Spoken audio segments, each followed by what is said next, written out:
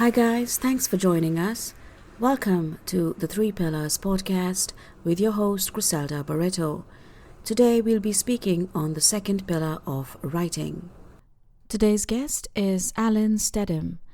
Alan created comic books and webcomics before he started writing novels. When not writing stories or drawing comics, Alan and his wife Angel are singers, songwriters, and musicians. They have been in a Christian band together since 1997. They live in Central Texas. Hi, Alan. Welcome to the Three Pillars. I'm so glad you could make it. How are you doing? I'm doing great. I really appreciate this opportunity. Oh, it's my pleasure to have you on. I mean, like I told you already, I've read a bit about you and I find your story truly inspirational. Could you tell our listeners a little bit about who you are and all that you've been through? Okay, sure. My name's Alan Steadham, and I am a Christian speculative fiction author. Um, I have three books out so far. I am married. I've been this year be 25 years I'm married to my wife, and we have three children. We have two young adult sons and a younger daughter.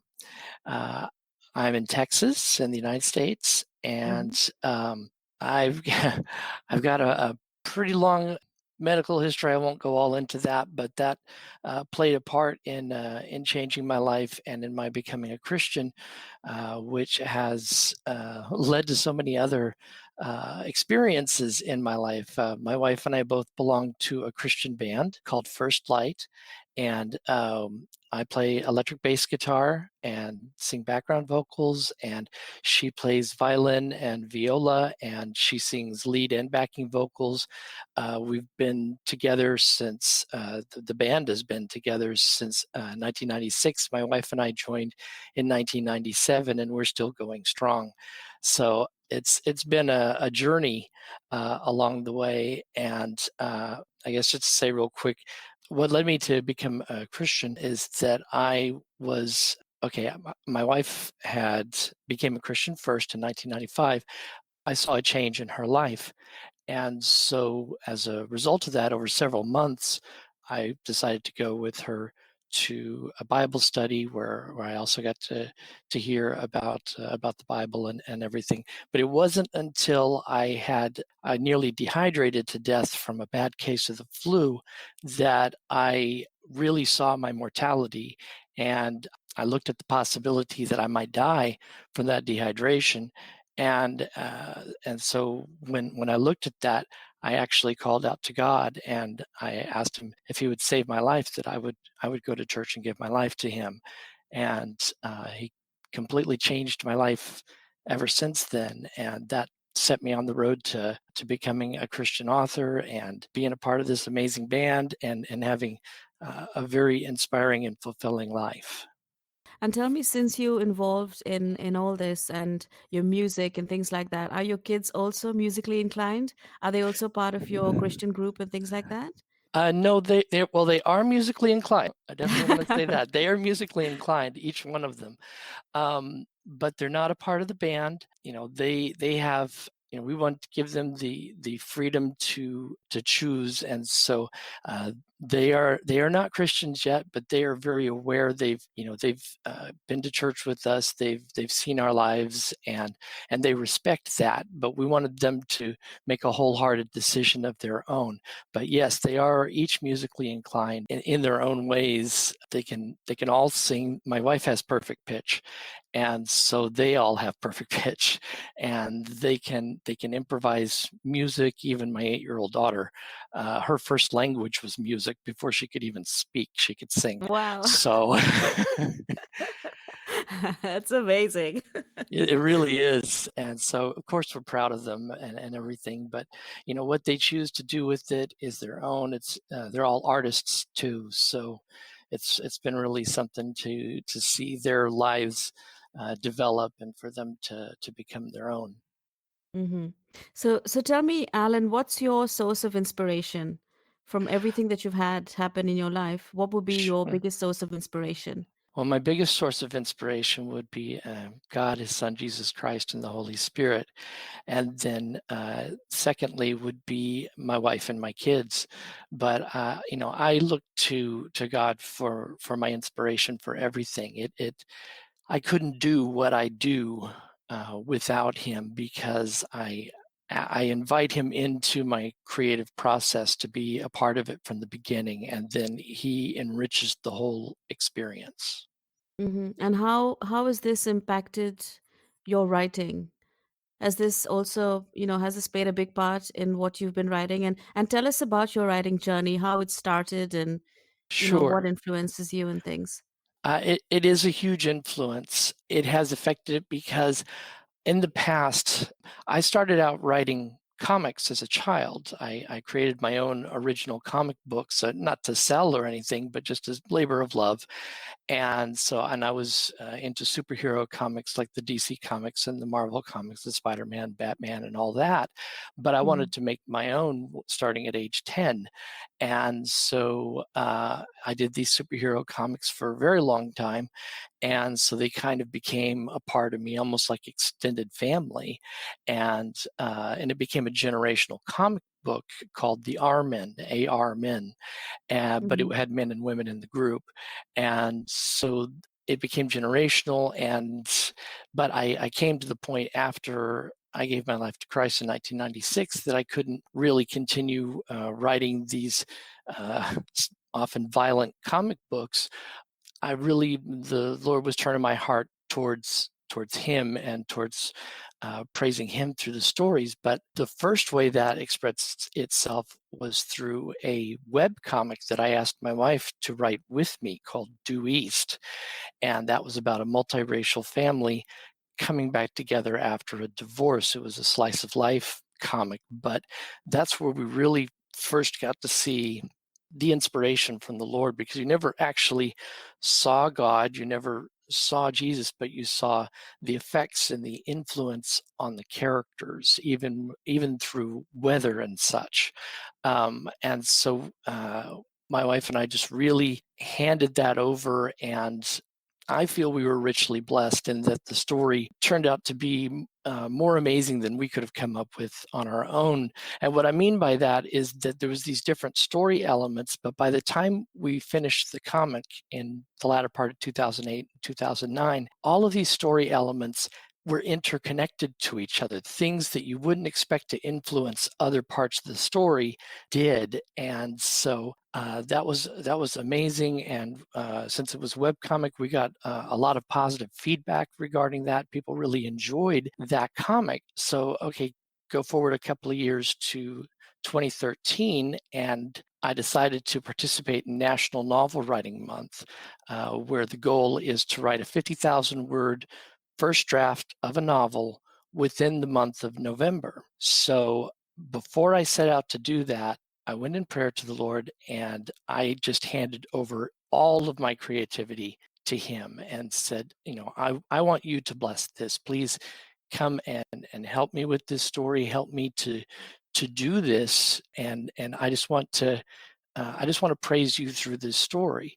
And the Lord surprised me because He brought to my mind the comics that I did as a child. And that led to the formation of my debut novel, Mindfire, which is a superhero thriller, but it's a Christian fiction novel. So what ended up happening was that it's two stories in one. You've got the main character, Leah Hamilton, who discovers that she has superpowers. There's a story in the past with the superhero team, the Armen, and those stories are connected to each other, and the things that happened in the past are still having impact in the present. And so the message is that it's a redemption story. It's about second chances and forgiveness and moving on. And so it was really amazing to have that come together, and the Lord blessed me to do the first draft of it within 3 weeks, over 50,000 Wow. words. Oh my It God. wasn't. But so I had so you say that you actually had this comic and then you transitioned into writing a novel. Was it difficult? Because it's a different process, isn't it? Yes, it's very different, because when you do a comic, I did the writing and the art on those superhero comics. And so you don't have to worry about descriptive phrases and things like that. Really, when you're doing a comic book, whether you're writing it or drawing it or both, you're drawing the scenery, you're drawing the what's happening in the comic. The only real things you have to focus on is where do you want to go within this issue or on this page, Mm. and the dialogue. And so when you go into novel writing, you don't have the comfort of the drawings being done for you. You have to draw with your words. And so you have to paint the scenery, if you will. You have to paint people's reactions. You have to draw people in and take what you have in your brain and put it into words so that people can follow what you see. And hopefully that draws them in, no pun, and that they can, enjoy and experience what you see in your head. And so that's a completely different process. It took me a little while to do that. In fact, once I'd gotten the first draft done, it was still very dialogue heavy. So I had to go through a process of about 2.5 years of editing it to the point where I felt it was ready even to be self-published. And once I did find a traditional publisher, we had to go through a couple of rounds of edits to get it to where it was up to par, up to level for being able to be released as a traditional novel.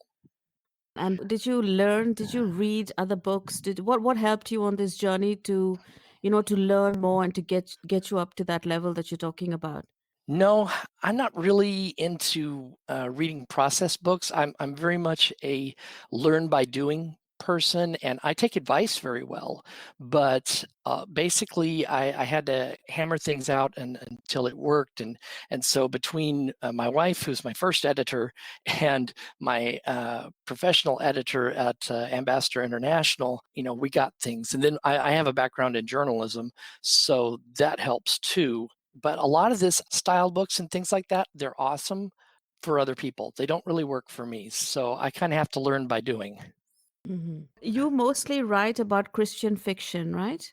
Yes. Yeah, I Tell only us about that. Yeah. yeah, I only write Christian fiction. The way this journey has gone is kind of funny. I started off, like I said, with Mindfire, and I actually went the self-publishing route first on Amazon. After I did that, I worked on the next novel, which I wanted to do something completely new and different. So I thought I was going to do a fantasy novel because that was what I kind of set out to do. But then there were aliens and things. So it ended up being a science fantasy or science fiction fantasy series, and I knew that I wanted it to be a trilogy. But initially, I started off on Wattpad with it and was trying to do little short chapters, sort of serial style, but that wasn't working out. So I pulled it off of Wattpad and I just went as a full regular novel, and it developed over time. But all along the process, I really was seeking the Lord's guidance as far as where to go with the story. I had a rough idea, and I do these book to book, even though I know there's an overarching theme tying them together. I work on them book by book, and my wife helps me along the way to kind of hammer it out the rough spots. But with Jordan's World, it was really a fascinating process because I was essentially world building from scratch. And so essentially it has to do with a young woman and her mother are abducted by aliens and taken to an Earth-like world. And Jordan and her mother are taken in by a tribe from that world called the Makta. Jordan and her mother have to learn the language, they have to learn the culture, they basically have to start over. And so it's about Jordan's journey at that point. And in Jordan's world, which world is her world? Earth or Algorand, which is this other world? Hmm. So there's a lot of your creativity in with it, but I don't see any Christian element to that. Or is there? There definitely is, because the big question is, starting with Jordan's world, is you know the theme in Jordan's world is that God reigns over the whole universe. So without giving too many spoilers, Jordan finds out that the aliens that brought her to this other world may be on the other side of this world. So she's become a young hunter, and so she and three of her hunter friends that form a pack, they set out to find these aliens on the other side of the world, and they have to go through many dangers along the way, both from creatures and from other humanoid people from that world. Well, along the way, something happens to Jordan, and her life is in danger. And at that point, God makes an appearance and gives her a choice. And so she makes a choice. And as a result of that, her entire life changes. And the funny thing is, it's not the choice to become a Christian, it's a different choice. But it starts things off. You really get to see that God is everywhere. He's not limited to Earth. He's not limited to our solar system. He is a God of the universe. And so wanted to start simple in the first book, but make a powerful statement. And that once she makes her choice, you can really see God in everything around her and affecting her and leading her in a direction. We just don't know where it is yet. And so that leads to the second book and the third book. Mm-hmm. And tell me, when you're writing, are you actually seeing this, in your mind's eye? Is it like a movie in front of your, eyes, and that's why you're Mhm. writing it down? Or how does this, how does your storyline get into being? How does it follow? How do you Right. create that fluidity? It's very cinematic to me. So it is like a movie. Mm-hmm. And I do make notes. I use I use Google Docs a lot, but I write stuff down so that I've got a rough outline basically, and I'll write down little facts that'll be important later or important coming up, things like that. But when I sit down to write, it's kind of half plotting, half pantsing, as they say, going by the seat of your pants. Uh, Mm-hmm. but that's exciting for me because I see how that translates into unexpected pleasures in the story. And sometimes things go, I love twists.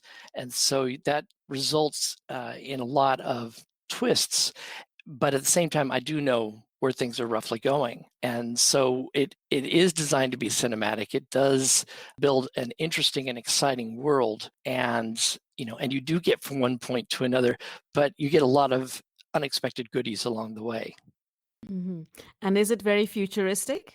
Actually, ironically, it's not that futuristic in the respect that Algorand, the majority of the world of Algorand really doesn't have much technology. And so it's Oh. a serious contrast to Earth.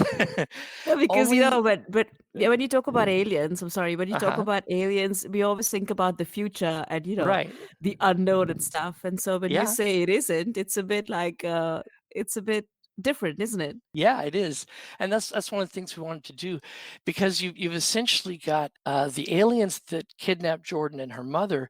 They're kind of isolationist. They're on a distant part of the planet. They don't.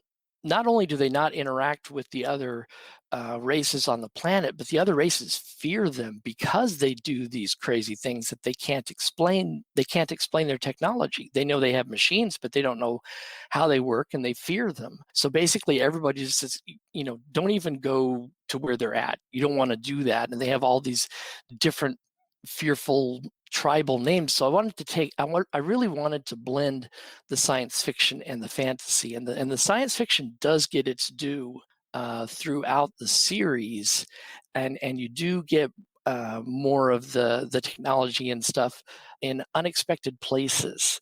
It's not completely bereft of technology, but there's enough that it really gets to bring out the fantasy side of it, where you've got villages and you've got, when people do use weapons, they're using swords and axes and things. They're not using Oh, ray guns. all right. So, but where do you find your names then? The names of the tribes and ah, things like that. Yeah, that actually is its own process. Because I don't want to risk accidentally offending people, and I know that there's so many languages just on Earth, so I go through, do a pretty exhaustive search online to make sure that these names don't exist in other languages, and or if they do, that it's a proper name. It's not something that's going to be a curse word in some language in some other place. Yeah. You don't want to do that saying you're Christian and, Yeah, then you offend another exactly, religion or yeah, yeah. and we've seen it enough times with advertising campaigns where somebody's got something, whether it's in America or anywhere else, and it translates into another language. And either it doesn't make sense or it says something they didn't intend. And so didn't want to do that. I wanted to make the names unique. I wanted to make the names of the races and the cities and and the villages and everything to make them unique, and just made it a part of the world building process. And tell me your writing process. Do you have a kind of a schedule daily? Like, do you say, I'm going to give 2 hours to writing, or is it just Mhm. random when you feel the need to start writing, you write? No, what I usually do is when I get up in the morning, I'll get up and get dressed and everything, but I'll go and I'll take some time and pray. So I spend some time with the Lord in prayer, and then I read the Bible for a little bit, and even if it's just a chapter or two, just to kind of get in the mindset. And I actually in my prayer I invite the Lord to come and to be there with me in the writing and to help me in my writing. And after I've done the praying and after I've done the studying, then I start writing. And by then I've got a cup of coffee and stuff because I'm usually up pretty early. And Mhm. so if whether I get 45 minutes or an hour or 2 hours, because then I've got to get my daughter to school and get to work and stuff and everything. So I've got that space, and so I just try to make the most of it. And then if I get opportunities later in the day, then by all means. But it's kind of day to day whether that opportunity happens. So I try and make the most of the mornings. Because what I've noticed when I write, you start writing. Let's say I get up in the morning too, and I start writing, and then I've got to Hmm. get to work, and I come back home, and then again when I get relaxed, I start writing again. But Hmm. many times, there's this break that happens that you kind of Hmm. forget where you left off, and Hmm. what happens with me at least, I'm quite forgetful, and so I get mixed up with the names of characters that I've used, and I've got to go back and start reading again to so, do you have that happen to you, or it's all quite okay? Well, for the most part, I mean, I do often go back and like read the beginning of the chapter that I've been writing on. That kind of gets me back into the mood of the characters and the scenery and what they're doing. But I am grateful that I have a fairly photographic memory. So that enables me to remember the character names and to have a general sense of what's been going on and where I want to go. So that's very helpful. And then if I have any other questions, those notes I told you about that I take in Google Docs, I'll just have those handy. And because I do the initial writing in Google Docs, and then later Mhm. once I've completed the draft, then I'll copy it into a Word document or such, and reformat it and all that. But I want everything to be accessible because sometimes I'll get inspiration, but I'm maybe at work on a break or something. And so then if I can pull it up on my phone, then I can work on it there in Google Docs on the phone and at least do, a paragraph or two or, whatever I have time for and save it. And then when I'm home next day, I can pick up from where I left off. So actually, you work on one book at a time. Yes. You don't write like 2 or 3 novels at the same time. No, the only exception to that is if I do run into a writer's block or if I start Mhm. feeling burned out, then I may work on another project for a little bit, just to get my mind cleared out. And that's sometimes it is healthy to take a break from your work in progress, but I don't Mhm. want to completely remove myself from the creative side. So I may work on something else, but I don't like working ahead. So it may be a completely different series or a short story or a novella that I may play around with for a little while, just to kind of get the creative juices flowing and focus on something else so that my mind can be clear when I come back to work on the work in progress. Mhm. So that's one way that you deal with writing block. Are there other, little tips that you have for people suffering from writing block? Yeah, I mean, like I say, the short taking a short break is fine, but the danger in that is if you take too long of a break, then you might lose motivation towards that work in progress. So that's why I like to, keep writing on something else. Also, maybe just taking a day and go and do something you don't normally do. For me, it may be going and having a date night, or going and focusing on music, but it's for every individual. So anybody, if you just take yourself out of the confines that you've been in, working on your work in progress, and do something outside of that, even if it's just for a day, can be very refreshing. And then you come back to it, but just do something that inspires you, do something that's fun, do something that breaks the monotony or gets you out of that potential burned out feeling that every writer goes through. And it just makes the whole process a lot more fun, a lot more enjoyable, and you'll be a lot more motivated taking a short break and coming back if you can free your mind of what also writers do, which is to think about our story even when we're not writing. And so if Mhm. we can get outside of that for a little bit, and we can come back to it fresh. Great. Tell me something else. I just recalled you said that before you start writing, you actually read the Bible for a bit to give you, to get your creativity going and stuff. But Hmm. I think if I read the Bible, and I have, it kind of brings me to peace, brings my Hmm. calm. And Hmm. then what you have to write, I don't know, a violent chapter, or you come to part of the story where there's a kind of a fight and things. Does it put you into an opposing mindset because you've just read the Bible and you're calmed down and stuff? And No, that's a good question. It's a good point. No, because the Bible reaches each of us individually. It can one of the beautiful things about the Bible is that I believe it's alive in the spiritual sense, and so it can show you many different things over time. And so if I'm going through and I'm reading something from the Bible, it may be about peace, it may be about that, but I've already asked the Lord to bless me in prayer regarding what I'm working on. And the Lord knows what I'm working on. He's the one that gave me the idea for it in the first place. Everything in these stories is ultimately leading towards peace, even if mm, there is some violence, even if there is the terrible things that people go through. But ultimately, what I'm doing in these stories is to help people to focus on a solution, and that solution is Jesus and God, and that the peace that they can bring to the individual. And so, even though we will go through different things throughout life, we can ultimately have peace. And so it's a goal. It's something to focus towards, even though we may have to give examples to people that are realistic and difficult, maybe even difficult to read in terms of what the people are going through, but to see ultimately where it leads, that is where the peace comes in. mm, I get it. Okay, great.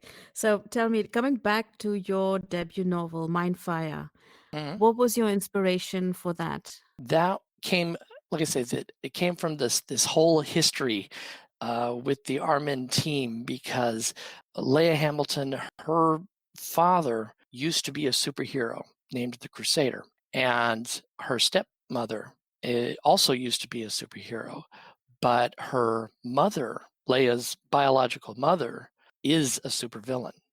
And so these are all characters from the comics, but put into this context in the present day, it set up the perfect storm to allow for this character Leia her whole point is she's trying to handle all this on her own. She's a very strong-willed person, but she's 20 years old. We only know so much at 20 years old. And so Hmm. you're going to make mistakes. You're going to do some things right. You're going to do some things very, very wrong. And so that's where the redemption part of it comes in, and also realizing she's tried everything on her own, and when things don't work out, where do you focus? I didn't want any of this to be cheesy. I didn't want it to be preachy. And so the spirituality is woven into the story. It's just as much superhero, just as much psychological thriller as it is a Christian story because it's all woven into one. And that was an amazing challenge to do. Hmm. Even though this is a fantastic environment within the story, I wanted people to be able to relate to the humanity of the characters. And so it provides a great canvas for that. And hopefully readers will get that out of it and will appreciate that it's not just a simple movie of the week approach. I wanted it to mean something because it meant something to me, and also just as a kind of a bonus, it was also my way of kind of saying goodbye to these characters because it's a standalone novel. And so, after writing those characters for over 20 years, it was really something for me to try and get them, present them in a really enjoyable light, a realistic light, but also say goodbye to them. Oh, that's sad, isn't it? Because you kind of Yeah, grow with them, you emote yeah, with them, and then you've got to get rid of them. I hate that. exactly. Exactly. But you can But you can bring them back again, no, at a later it date. well, the funny thing is, and this isn't a spoiler, but the book actually ends on a cliffhanger, but it's a standalone book. Oh, okay, then we've got to wait for the next one to see, Yeah. something else that I wanted to speak to you about. I noticed that all of your lead protagonists are female, isn't it? Mhm. Yes. Why is this, and is this gonna change in your future novels or not? Yes, it is true right now, and yes, that will change in future novels.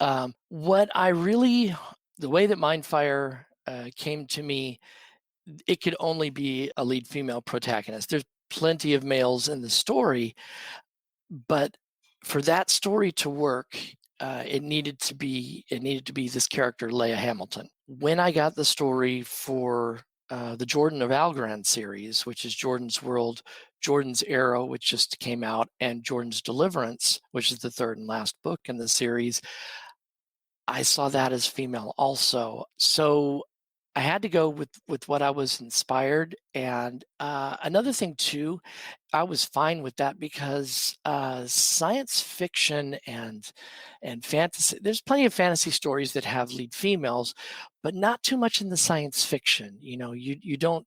You get a lot of strong male protagonists, and you get supporting female characters, but it's only been in the last few years that you've had science fantasy with, strong female lead protagonists. I mean, even the Star Wars franchise, for example, only in the Mm, last three movies had the Rey character, who is a strong female protagonist. But up until then, ironically, you had Leia, Princess Leia, mhm, but she was in the background. She had supporting roles. She wasn't a lead role. And so, I thought it was appropriate and interesting and hopefully relatable towards a equally female and male readership because I enjoy writing female characters. I have what I would consider a unique insight into it to be able to write their perspective, and some of that is that I grew up, and a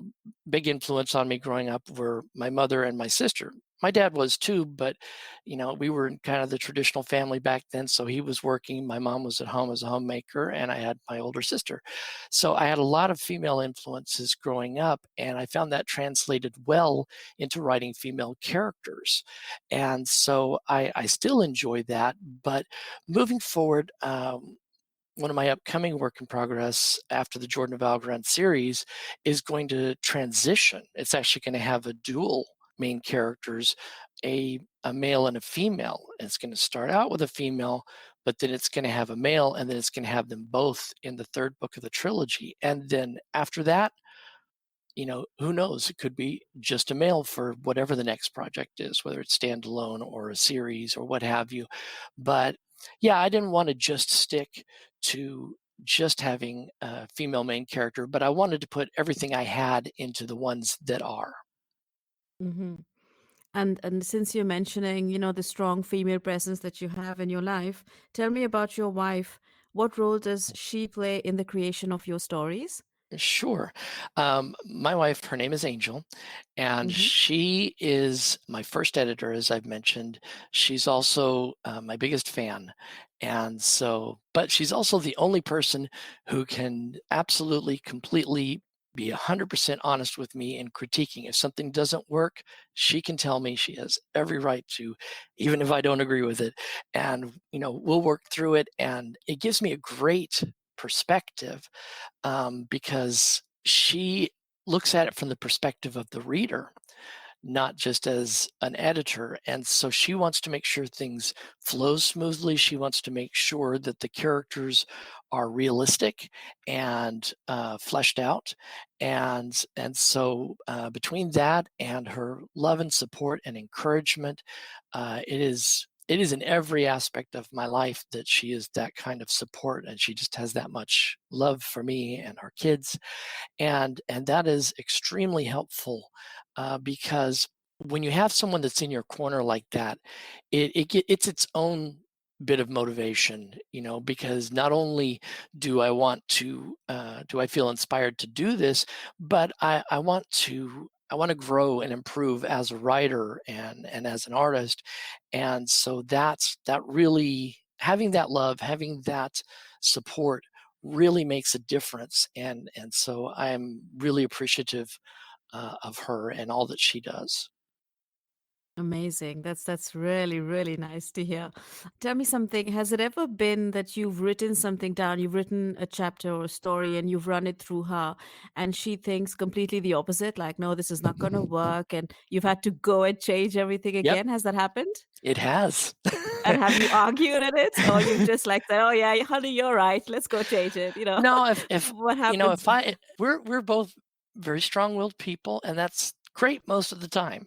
But whatever she says, even if I don't agree with it, even if I try and stick up for my original point, I respect her and I respect her point of view. And even if I don't agree with it, I'll take some time and I'll think about it, and I'll usually come back and say, you know what, you were right, or here's a compromise. Why don't we try this? Do you think this will work? It ends up being a collaboration process, and Mm, I think that's because of how, we've grown in our marriage and we know each other better than anybody else. And that really helps because she's not going to recommend something that would be harmful or just because she thinks it needs to be in there. She's going to do it because she thinks it'll help the story. Now, we may end up going there, we may not end up going there, but we'll have a good discussion about it. And so to give you a very specific example, there was a way I wanted to go at the beginning of Jordan's Arrow, book 2 in the Jordan of Algorand series, with one of the characters, Erica. And so I did this whole prologue and everything, and she looked at it and just had a lot of critiques about it. And when I listened to those critiques, I told her where I was coming from, and she's like, "Well, that's all well and good, but this is why I don't think that'll work." And so, we went through a process, but I ended up rewriting that entire prologue, and it affected the rest of the book. But it was a good suggestion. It was a good observation that she made. And so I don't think that it's good to just have somebody who agrees with everything that you say. I don't want that. I don't think that that benefits a writer because then you're always going to do what you think the first impression should be. And that may not be the best one. It may have meant something mm, to you at that time. But when you look at the bigger picture of the whole book or the whole series, then, I think that every writer should have somebody that will either tell them no or say, I don't think that works. But I think it's also just as important for them to have an alternate suggestion of where to go with it. mhm. So, do you have beta readers then, or you just look up to your wife to do the editing and the critique and things? Now, I don't have beta readers right now, and that actually works out good for the time being. That may change in the future. This is a journey in progress, but for right now, no beta readers. That was one of the reasons that Wattpad didn't work out because I was looking for beta readers, but Wattpad is kind of unique in that certain things get a lot of attention and other things don't. And my stuff was unique enough that it wasn't really getting much attention. But that said, my wife and I have been a team pretty much since we met each other, and that's how things get done. So I'm very comfortable working with her, and then on top of it, it's going to go to a professional editor at the publisher anyway. So that way, it's, I don't know, people have different views of beta readers. I have nothing Mm. against it, but my actual experience has not shown that it works as well for me. And so I also think that that helps because when the book comes out, there's only the buzz that's gone through putting the information out there, the book trailers and the cover reveals and other marketing efforts kind of set the stage for what the novel is going to be. And then the real feedback comes from the sales and from the Yeah. reviews and things like Mm. that. Yeah. Just because some of the listeners might not know, could you explain a bit what Wattpad is about? Sure. So Wattpad is it's a social media of its own. It is a website for writers, and people use it for different reasons. But they'll put whether it's a novella or a short story or full novel, usually a beta version of the novel, and they use that to get feedback. They use it to get beta readers, and basically they can build a following of readers there. And the nice thing about Wattpad is it's open to everybody, and it's very clearly marked what is young adult, what is 18 plus, what the different categories and genres and things like that are very clearly marked, and they'll have contests and discussion groups, and so there's a lot of good that can come from it, especially from writers just starting out, maybe not comfortable interacting socially. Well, that's a great place to go and get comfortable with the public, especially a lot of writers are introverts, and so nothing wrong with that. But in order to be a writer, I believe whether you're self-published or traditionally published, you got to get out there and market. And so getting comfortable with the public is one of the first things that has to happen, in my opinion. And since you touched it, self-publishing and traditional publishing, what's your view on both of them? Because you've done both, right? Yes, I have. What's the difference, and which is the easiest, or what's a Mhm. better way to get your book published? Well, I think there's pros and cons to both. The easiest way to get your book published is to self-publish. And the easiest way, the pros for self-publishing is that you've got complete creative control over your work, whether it's a short story, whether it's a novella, whether it's a novel or a series or what have you.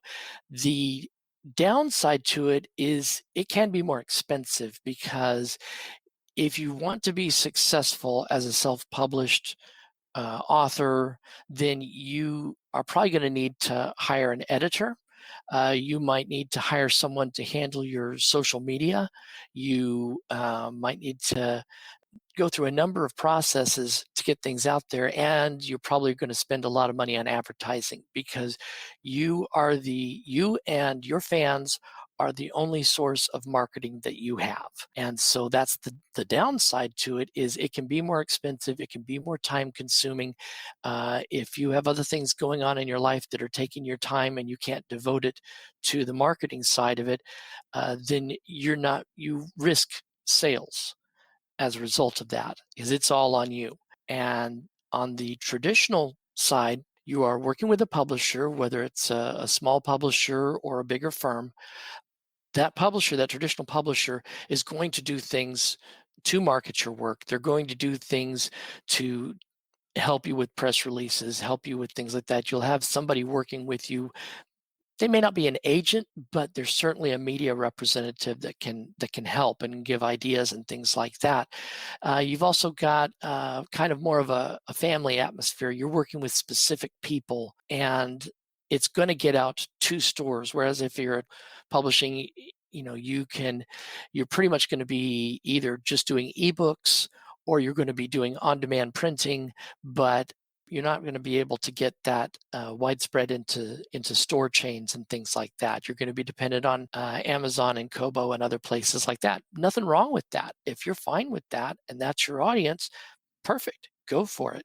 But for now, at least, it seems equally important, both as an author professionally and to the image to the public. If you can get your stuff out there in stores as well as online, it presents a more professional image. If that's important to you, traditional publishing is probably going to be the way that you want to go, but it's a hard route, and you may have to do unconventional things to get signed on with your publisher, because the querying route it can be mind-numbing.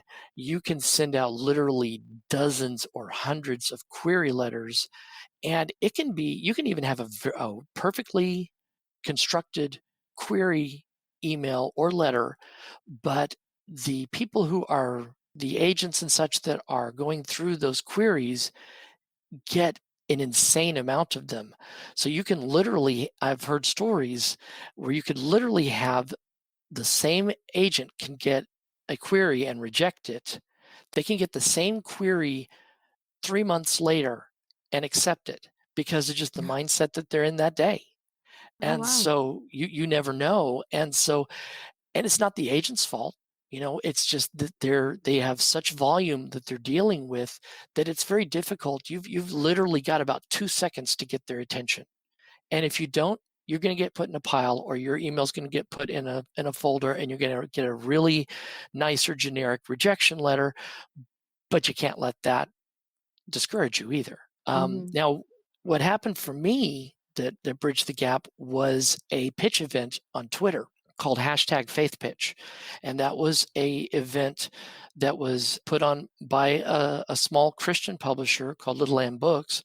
And they 3 times a year, they get on Twitter and they invite agents and editors from traditional publishers, traditional Christian publishers, to come in and see the pitches from Christian writers.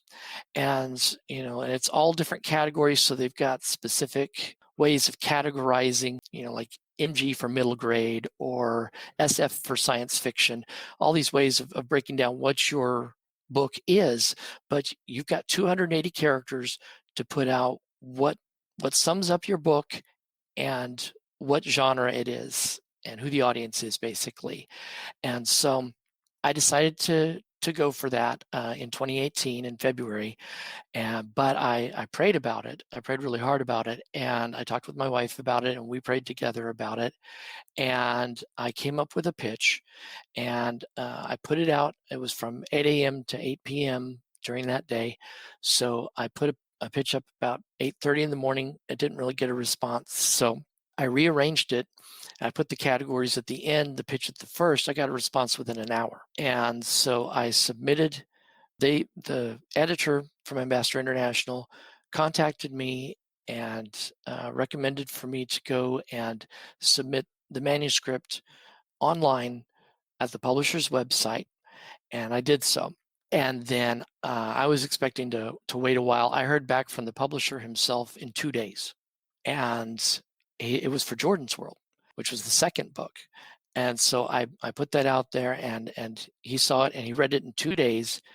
He got the theme out of it, that God reigns over the whole universe, and he offered me a contract that day. And Wow. I couldn't believe it. I actually called him, and I talked with him, and it was legit. And so my wife and I went over the contract. We prayed over it. We talked to our pastor about it, and everything was legit. So I sent it in, and then about a week later, I decided to email the publisher directly and ask if I could pitch Mindfire. And he said that I could. So I sent that, and I sent the manuscript to him. He got back to me in 1 day on that and offered me a contract for Mindfire. And Oh then my God. within 2 months after that, Ambassador International offered me contracts on the other 2 Jordan books in the series. And Amazing. and it just went from there. Oh God. So what's your next book now? You already working on it, or? I've actually finished Jordan's Deliverance, which is the third book in the Jordan of Algorand series. It's Mhm. completed, and it's gone through its editing. It just we need to get the cover together, and then it'll go through the process. I don't even have a release date for it yet. It's either going to be later this year, or it's going to be next year. But Jordan's Arrow Book 2 just came out on February 7th, so it's an exciting time. What I have planned after the Jordan series is over is I've actually decided I wanted to try a completely new genre. I wanted to do Christian steampunk, and so I've already got a trilogy planned for that. I've done a draft already, but it's in revisions, and so that's my work in progress at the moment. The first book in that Wow. series. What's that? Christian steampunk. Steampunk. Okay, What so is that? I haven't heard that ever. Tell me, sure, what I'd be is that? happy to. So steampunk, usually it's set in the Victorian era. Usually it's set in like the late 1800s. There's usually it's kind of science, it's like a science fiction subgenre, Mhm. because even though it's set in the past, they usually have some pretty amazing inventions, and they've got things like airships and gadgets with a lot of gears, and they've got Victorian era values and conflicts, and sometimes aristocracy, and so it makes for an interesting era. There's been a lot of steampunk books done out there, steampunk stories, even a few movies and like. But I wanted to do things a little different. I wanted to kind of put my own stamp on it. So sometimes steampunk stories involve an alternate Earth, and I liked that idea. So my steampunk is set in the present day instead of the 1800s, but it has a lot of influences from the 1800s, and it essentially is an alternate history where certain things didn't happen, like World War I and World War II. And it's basically focused. It does, like I say, it starts off with a young adult female protagonist, but there's also a young adult male protagonist that will be a part of the series as well. Are they a And couple? I'd rather not say on that. Spoilers. No, Okay. they definitely don't start out a couple. Okay. The important thing about it is, in fact, they actually start off very kind of antagonistic. But the fun thing about it was to have an opportunity to create an entirely new world on Earth. And so you've got, because of the change in history that occurred, you've got airships in 2020. You've got technology based on technology from the 1800s that's just advanced to today as if it never stopped being. You've got things like steam-based roadster cars, all kinds of fun Whoa. stuff. Yes. Amazing. So I love world building, and so it was Yeah. a lot of fun, and I got to have a lot of fun with names, using Victorian era names and relationships between countries, and it's going to be an adventure because you've got one character, the lead character, and her name is Merritt. She becomes the focus of two world governments that want something that she has that is unique to her. I could even go so far as to say is something within her very DNA. And so you've got kind of the science fiction element, but you've also got these Victorian elements, and it's been really fun to explore and create. And there's a Christian message in this as well. And so again, it's just part of integrating it. It's going to be a 3-book series, and I'm probably going to take a little more time with this one because I really want to make it a satisfying read. I really want to see where the Lord wants me to go with it, and I want people to get a new experience. I don't ever want to come across as being formulaic or just depending on certain tropes or what have you, because I wouldn't want to read that. I wouldn't want to feel like, oh, they're going that route again. Mm. Talking about the writer. I want it to be new and fresh and enjoyable and hopefully mind blowing. Because again, twists. You'll just have to read it. Yeah. Oh, I can't wait to. I mean, I'm looking forward to reading that. I mean, but I think your creativity is speaking because you have this mix up of time, the element of Hmm. time and things that have happened in the past, and you're bringing in the future, and you're mixing it all together. But your main, the fact that you want people to be drawn towards Christianity and the the values and the aspect of it is amazing. So to put all that together, it's quite complex, isn't it? Yes, it is. It And can get so, very complex, but it's fun too. It's fun too. But ultimately, that's another advantage to my wife helping me is that she'll tell me if I'm getting too complex. She'll be like, okay, but the average reader might not get that, so we'll just find ways to break it down. So it's always going to be kind of a balance between my assumption is that readers are intelligent and that they can figure out some things, but also I do realize that as a writer I need to lay out a foundation and a structure so that people can follow along. yeah, amazing. Tell me, your wife, does she plan to write her own novel? No, No? she is a singer and a musician. I think she's an amazing poet, but that is not her focus. Her focus Mm, is on music and our family and on just being supportive and doing what the Lord wants her to do. yeah, and editing your stuff, of course. Hmm. Yeah. And Always. and yeah. Have you run any of your stories with your kids? I mean, have they read any of your books? Okay, the answer to that is I've actually given copies of Mindfire to my kids. I do not my sons, my older sons. I do not know if they have read them yet. It's okay. I actually hear things like this from, you've got, actors and actresses and their kids have never seen their shows or their movies. It happens. It's Yeah, because yeah. to them, I'm dad, so Mhm. it's this, he, No, they know I I write. think yeah, I think as a parent, they always look at you like an alien. You're from another Yes. century, another generation. So no matter how forward you are in your book, they're never going to see it as their thing. Yeah. It's never going to happen. Probably not. Um, yeah. So tell me, how has writing impacted your life in a big way? It really has. I mean, it started off just that I was doing the writing, but then when I started sharing about my writing, which I initially just did on my personal Facebook, and I found a lot of support from friends and family. But then once I got signed with Ambassador International, and I learned what I needed to do as a writer in the modern age, I still do a lot of the marketing myself, and I basically I built a social media presence through a Facebook author page, a Twitter account, and Instagram, but then even beyond that, and a website.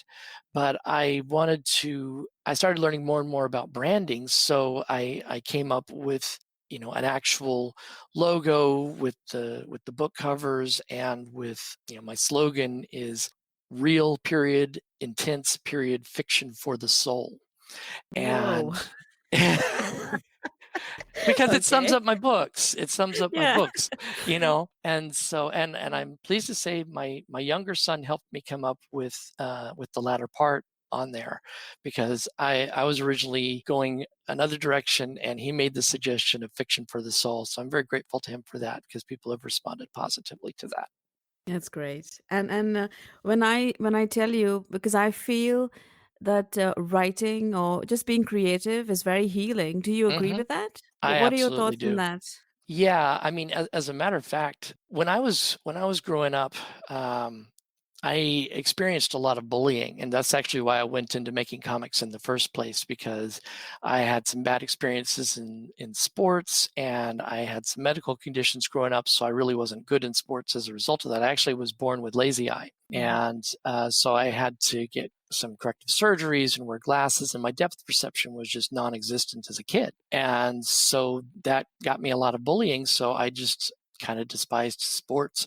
And so, but I found that I enjoyed reading comics. And then I decided to start making my own comics. And so I found that writing those stories allowed me to, express my feelings. It allowed me to even take, scenarios that probably were subconsciously based and work out conflicts. And after a while, I even started to call it my therapy, because it really, just the writing and the expressing creatively really addressed something internally for me, and it kept me sane, kept me focused, and allowed me to get through things. And then now, as an adult, I find that it is extremely fulfilling. And so it's healing in that aspect, in that I feel like I am doing something that's not, it's not just for me, it's not just for my family, but I want to help others. And not that I think I'm so great, but I do believe that the Lord can reach people through creative works. Maybe in reading, the redemption story and what Leia and other characters go through in Mindfire, maybe somebody will see themselves in that, and maybe the Lord can comfort them and help them. So it's healing in the regard that I'm not just doing this for myself. I've really come to be grateful to the Lord to have this as an outlet, as a way to express. See, in the past, when I did comics, that was me expressing me.